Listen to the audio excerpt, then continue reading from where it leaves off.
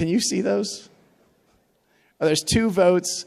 Let me try. Do you see IMF holding crypto assets in the future? Oh, they're over here. That's easier. You want to take one? Go for it. The first one's for you. IMF. Do you see IMF holding crypto assets in the future? I did not put that up there. Remember, I'm from the legal department. I'm supposed to be very conservative about these things. I don't want to go into great details about Maybe the I IMF. should take what the IMF is going to do. I think we stunned Ross into silence with that one. For that. What's up, everybody, and welcome back to my channel. While you're here, please hit the like and the subscribe button and click that notification bell so you'll be notified any and every time I post another video. It's a free and great way to support the channel. Well, I am so excited about this new update that's about to come out. Cardano Hydra Scaling solution edges closer to testnet launch. This is amazing. This is insane. Do you know what the utility use case for Cardano would actually be? You know, for those that don't know, Hydra is a new upgrade, a new scaling solution for the Cardano blockchain that could possibly allow up to 1 million transactions per second, right? This would be another step closer to make Cardano fully decentralized. It's already decentralized, but this puts the icing on the cake. You know, I'm super excited about this. Cardano's not slow right now. The fees aren't slow. It's very reliable. And, you know, and for those that don't know what Hydra is, it's just simply an all permissionless blockchain that allows scaling. It's also a layer 2 solution that seeks to address all the concerns and aims throughout latency, little to no cost, and reducing storage requirements. That is insane. I'm super happy. I'm super bullish on Cardano. I am so glad this is happening. But yeah, the developers on the Cardano blockchains tend to take their time because they want to make sure that there's no issues. I'm all for them taking their time. If they need to take their time, you know, to make this happen, then great. By all means, take your time. And we all know that when there's a testnet, there's going to be issues because that's what it simply means. It's a testnet. There's going to be bugs. So just expect bugs, expect something because it's a testnet. But that's what I'm going to talk about for that one. And I thought something was pretty neat about this article because I always talk about how there's a lot of influencers and a lot of celebrities. And here are the celebrities that actually have influenced the crypto market that I always tell people to be careful about. You know, there's some people on here that are great. There are some people on here that I'm not necessarily going to say not so great, but just to keep your eye out and do your research. If these celebrities can tweet instantly just like that and make the price go up. These people can instantly just like that and make the price go down. So keep an eye on some of these people. You know, look at them. I mean, I'm not gonna say the names, but you can. I'm gonna say some. You know, something to come out. You know, I mean, it's interesting. I mean, you got also the president of El Salvador. He's not too bad. I mean, he's not bad at all. He talks about how Bitcoin is this, Bitcoin is that, which is great. I mean, you had Snoop on there. You got the president of El Salvador. You got Elon Musk. You got a tennis player. You got Lionel, Mark Zuckerberg, helping with the metaverse, Kim Kardashian, Soulja Boy,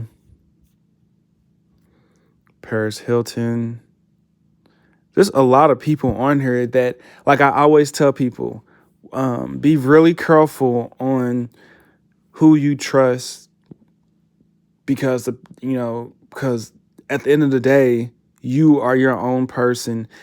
you're the person that's supposed to be able to do your own research, and you can't rely on somebody's tweet to try to make you rich, because we all know what happened when Elon Musk said that, right? He kept talking about Doge this, he kept talking about Doge that, and it's just not a good look for the crypto space.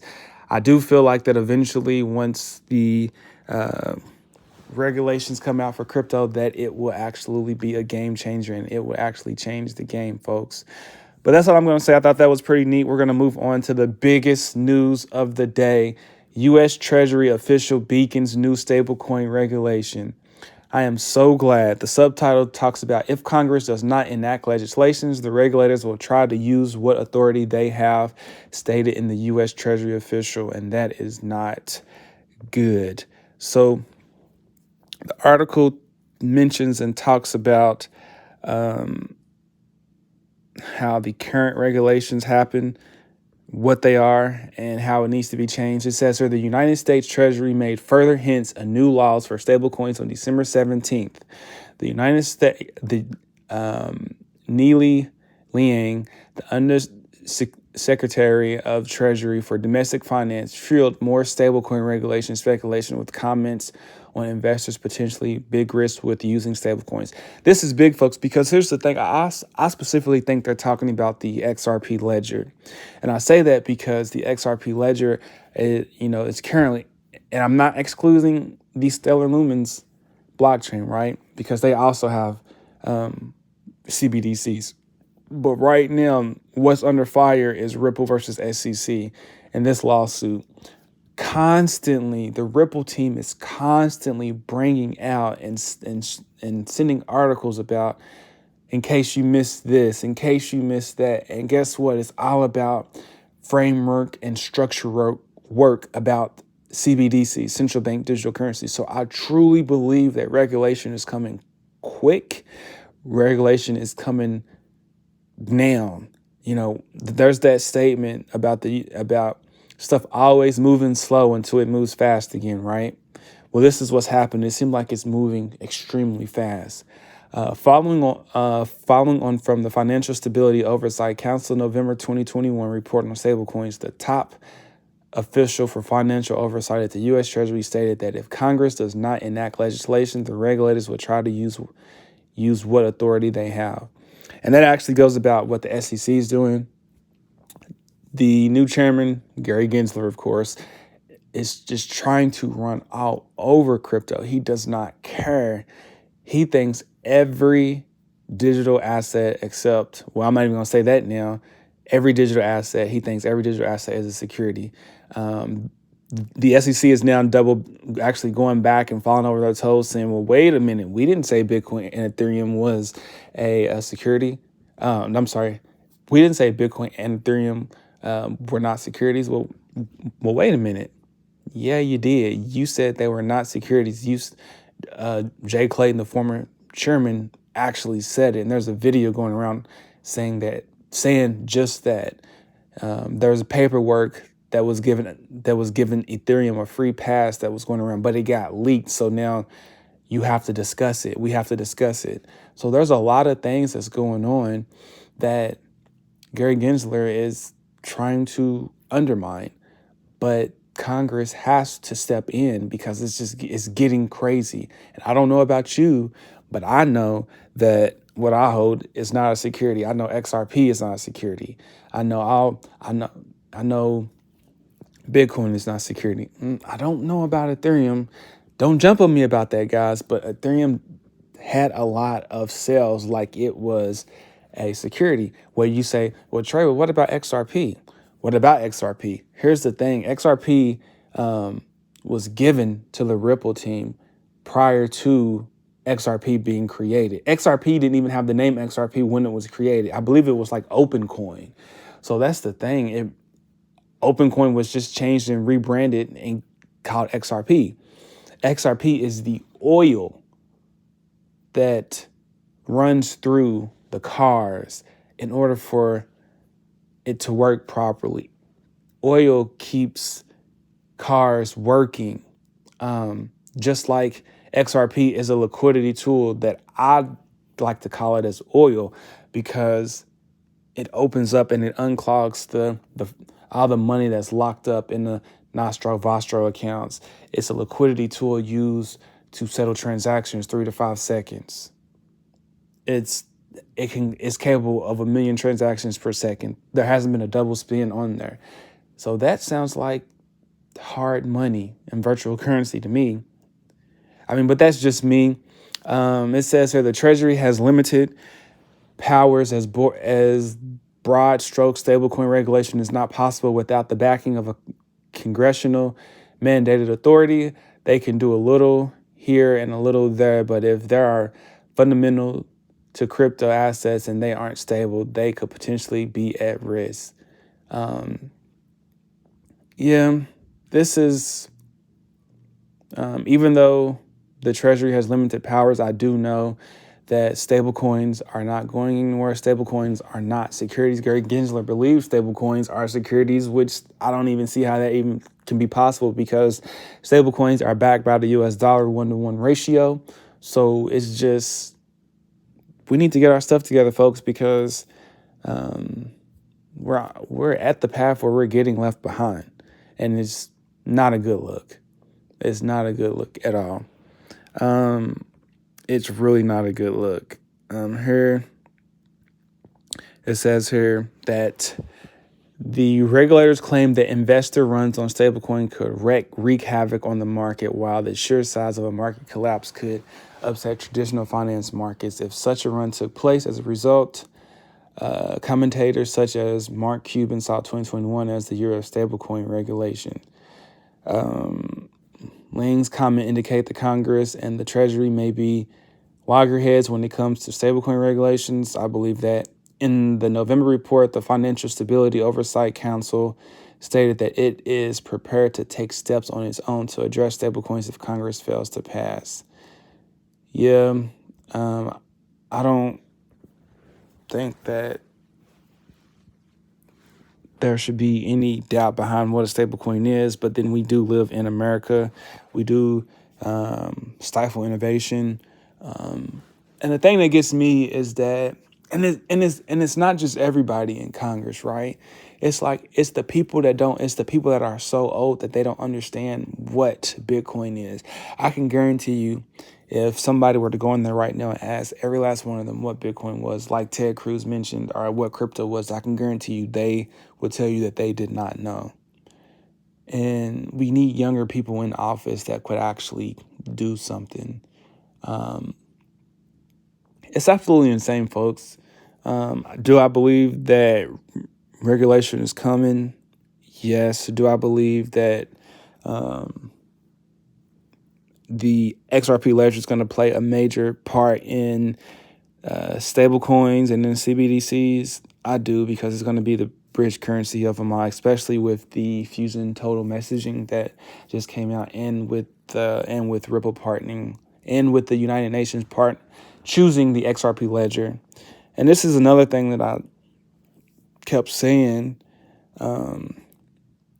Ripple has a lot of things going for themselves.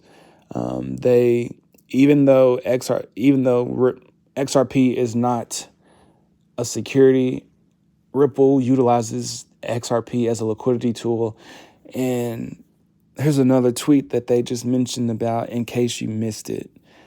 This is absolutely great. This is amazing. This still goes off by saying that no matter what happens, Ripple is still going to continue to move forward.